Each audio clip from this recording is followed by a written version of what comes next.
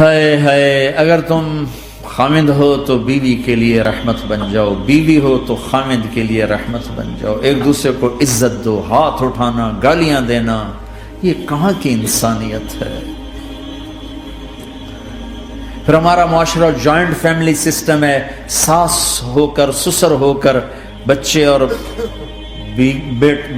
بچی کی زندگی میں اتنا داخل ہو جانا کہ ان کی زندگی کو برباد کر دینا، یہ میرے پورے معاشرے کا ایک سلگتا ہوا، ایک جلتا ہوا، ایک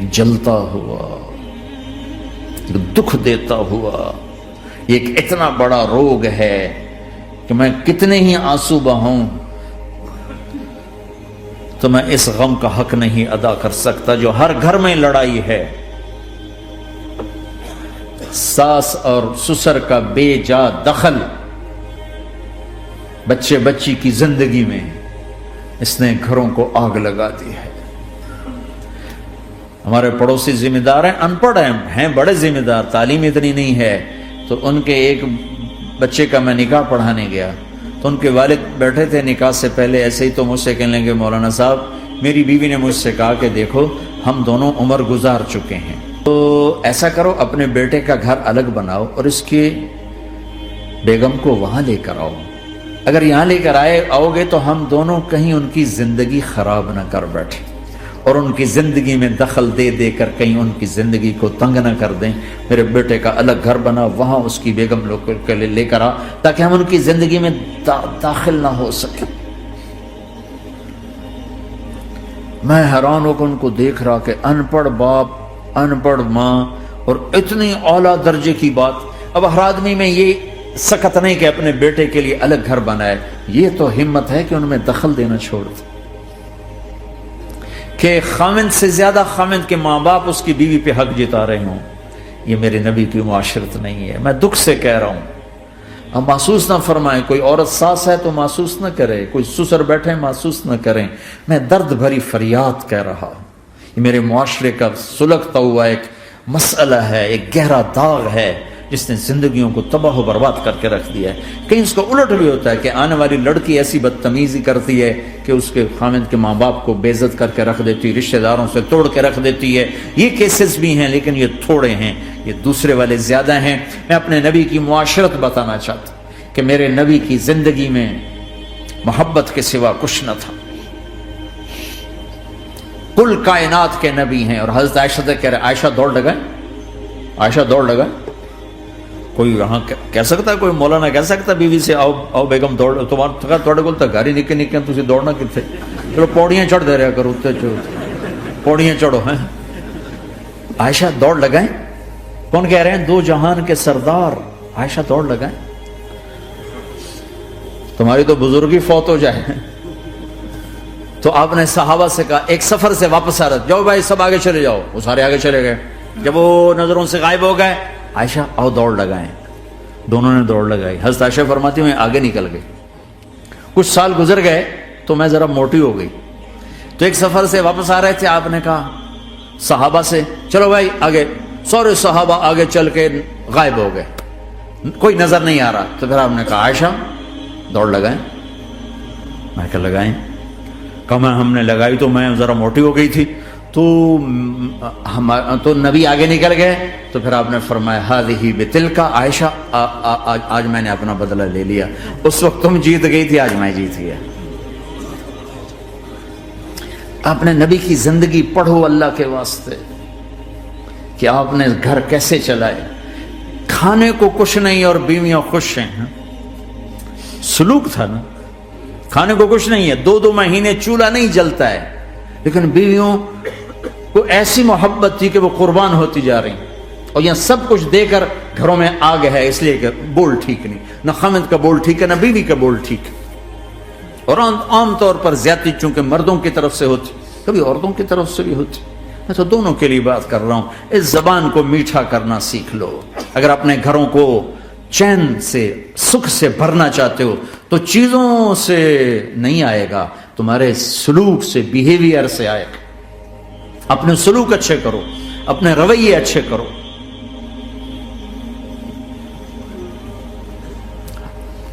مسجد نبوی میں حبشہ کے لوگ ایتھوپیا وہ کر رہے تھے چھوٹے چھوٹے خنجر، اس کے ساتھ نا وہ رقص کر رہے تھے.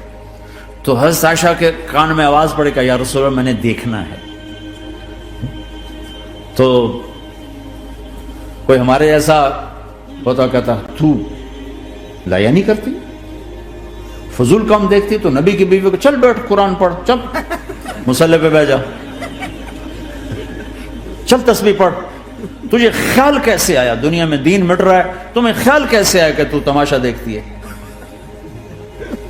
آپ نے کہا آؤ دیکھتے ہیں. خود آپ دروازے میں کھڑے ہو گئے اور عائشہ کو پیچھے کھڑا کر لیا. تو عائشہ رضی اللہ فرماتی میں آپ کے پردے میں کھڑی ہو کر میں دیکھتی رہی یہاں تک کہ آپ تھک گئے، ہمارے نبی تھک گئے. اور تھک کے نا کبھی یوں ہو جاتے، یوں ہو جاتے، ایک پاؤں کا سارا پھر کہنے لگے عائشہ بس نہ کریں. میں نے کہا نہیں ابھی میرا دل نہیں بھرا. اچھا ٹھیک ہے. پھر کبھی یوں ہو رہے ہیں، کبھی یوں ہو رہے ہیں، کبھی یوں ہو رہے ہیں، کبھی یوں ہو رہے ہیں. حضرت عائشہ کہتے ہیں جب میں نے کہا بس پھر آپ واپس آ. یہ میرے نبی کی زندگی ہے. تم لان تان سے زندگی بنانا چاہتے، ساس سسر بہو پر بیٹے سے بھی زیادہ حق جتانا چاہتے. یہ عام معاشرے کی بات بتا رہا ہوں کہ بہت تباہی ہے. میں تو مسائل سن میں نے تو اب اس دفعہ یہ ارادہ ہے اب میں فون چھوڑ دوں گا، نہیں رکھوں گا، کہ میرے اندر ہمت ہی نہیں رہی کہ میں گھروں کے مسائل، میرا کلیجہ پھٹنے کو ہو. ایسے ظلم ہیں، ایسے ظلم ہیں. ہمارا سسرالی معاشرہ بڑا ظالم ہے، بڑا ظالم. 99% ظلم ہے.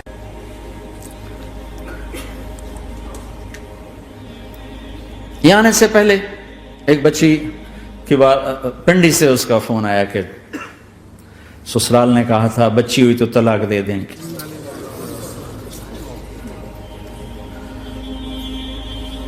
بچی ہو گئی. میں نے ہاتھ جوڑے، پاؤں پکڑے، میرا کیا قصور ہے، اللہ کی تقدیر ہے. طلاق دے دی، نکال دیا گھر سے. حج میں 2 بچہ بچی ساتھ تھے ابھی میرے حج میں.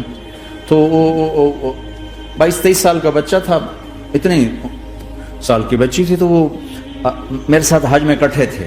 تو ہم عرفات میں تھے تو وہ بچہ میرے پاس آ گیا اور کہی بس مولانا میں اپنے گھر سے بڑا تنگ ہوں اور میں نے فیصلہ کیا میں جاتے اپنی بیوی کو طلاق دے دوں گا.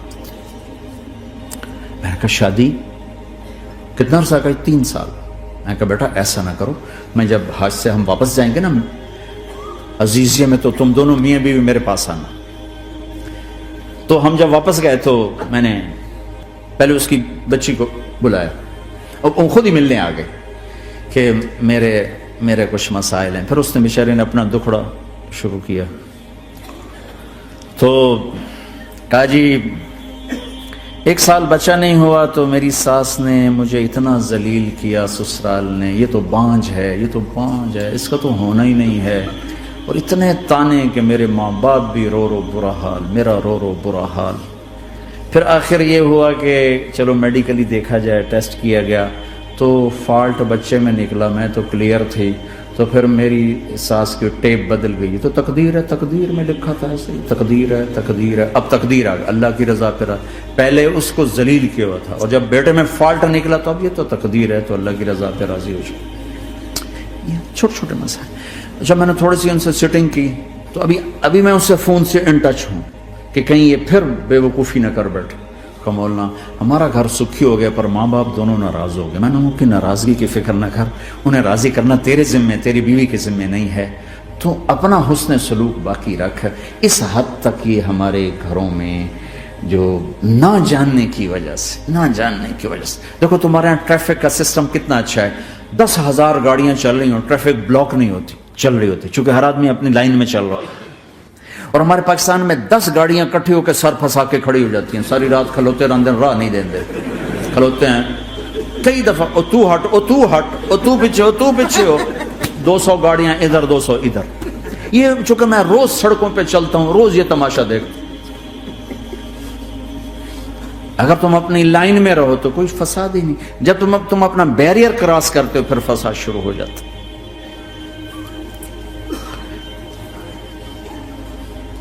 تو بھائیو اپنے نبی کی زندگی سیکھو. ایک سارا کام چھوٹا سا کام, زبان.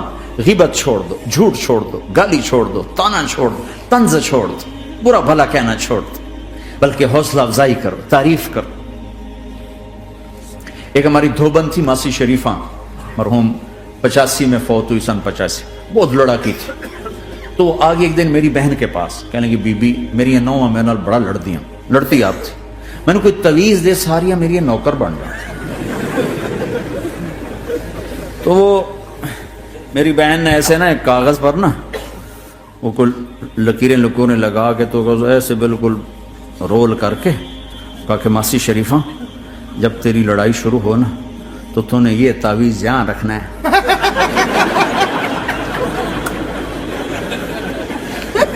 اور اس کو گرنے نہیں دینا, اگر یہ گر گیا تو بڑا فساد ہو جائے گا. اب کیا چکر تھا, چپ کرانا تھا اس کو, لڑائی تو ساری اس کی تھی. ہفتے کے بعد وہ آگے, بی بی تو تا ایسا تویت دیتا ہے ساری لڑائی مک گئی. کیوں, جو ماسی شریفہ آپ چپ ہو گئی, یا وہ شروع ہوتے وہ ایسے کر کے بیٹھ جاتے, لڑائی ختم. تو میں سب کو یہ تعویذ دے کے جا رہا ہوں, جب تمہاری لڑائی شروع ہو تعویذ یہاں رکھ لینا, بولنا نہیں. دیکھنا چند دنوں میں تمہارے گھروں میں محبت کے پھول کھلیں گے.